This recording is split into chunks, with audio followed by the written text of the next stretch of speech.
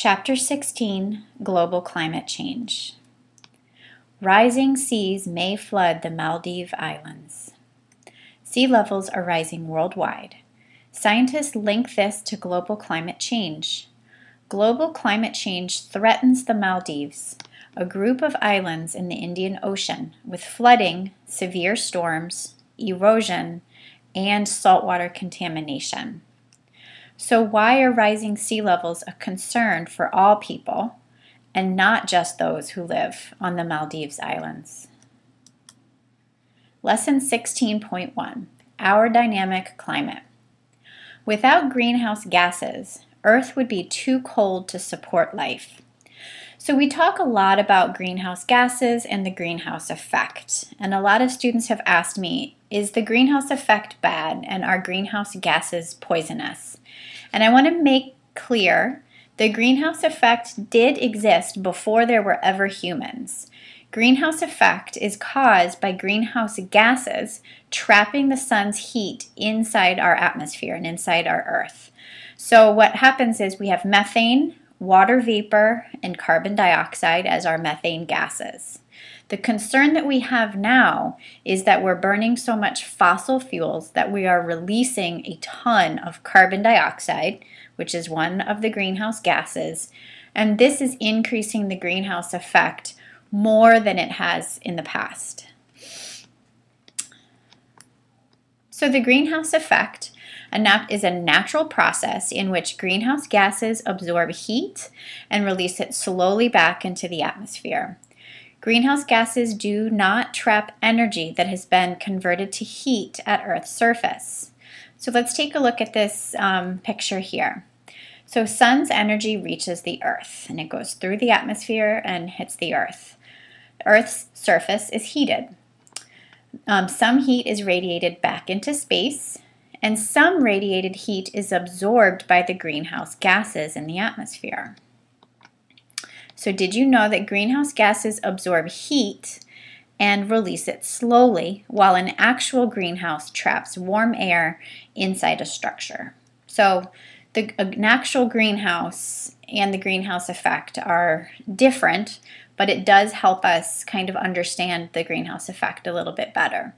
And it's similar, not the exact same, but it's similar to when you get into a car in the middle of the summer and the first thing you notice is how incredibly hot it is. And that's because the glass on the windows of the car allow heat to come in, but then it traps it on the inside. The effect of latitude. Latitude is a measure of a place's distance from the equator. In general, the greater the latitude, the cooler a location's overall climate will be. The seasons are also caused by the changing angles at which sunlight strikes Earth, and this changing angles is caused by Earth's tilt. So in the temperate areas and towards the poles, the sun's angle is less direct, whereas in the tropical areas or the closer to the equator, it is the most direct. Wind. Wind is caused by convection currents resulting from rising air and falling cool air. This transports moisture and heat, and we have global wind patterns that move warm air away from the equator and toward the poles.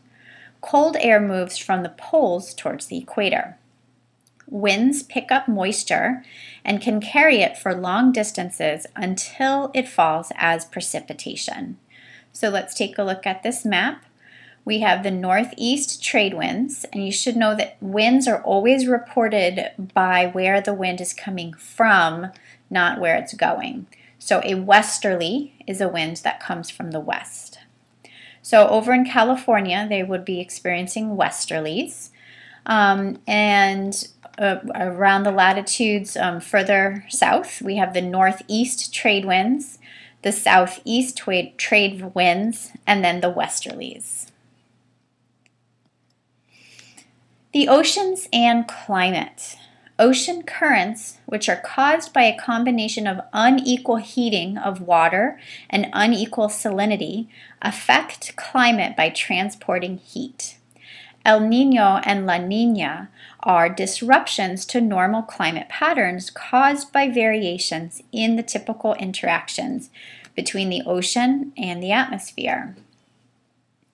So did you know that the ocean absorbs a lot of carbon dioxide, causing a global cooling effect? The ocean can hold 50 times more carbon dioxide than is found in the atmosphere.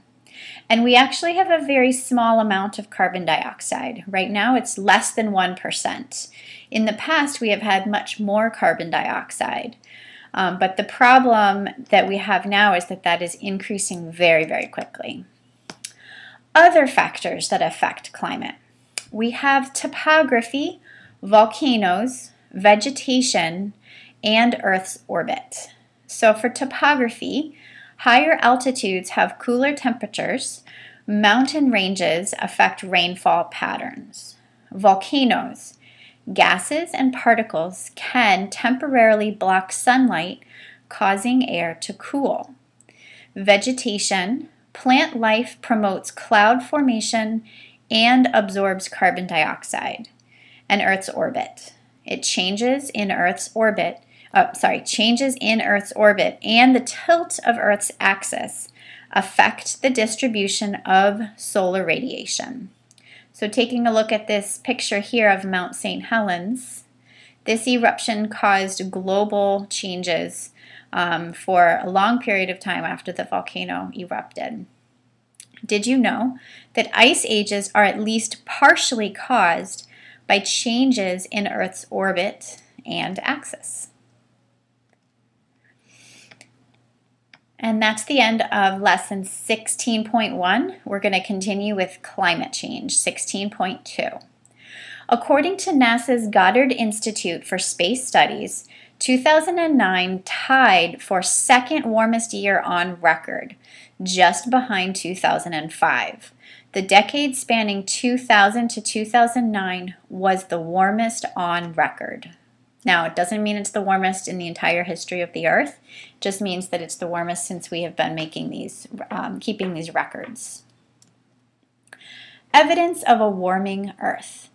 Rising global surface temperatures, changes in precipitation patterns, melting ice, so melting glaciers or melting polar ice, rising sea level.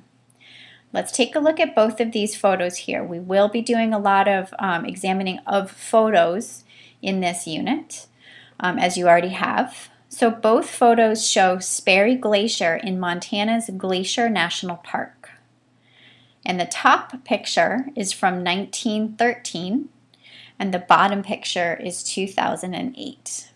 So did you know that since 1986, the Larsen Ice Shelf near Antarctica, which is a completely different location as these pictures, has lost an area more than 3 times the size of Rhode Island? Okay. Studying climate change.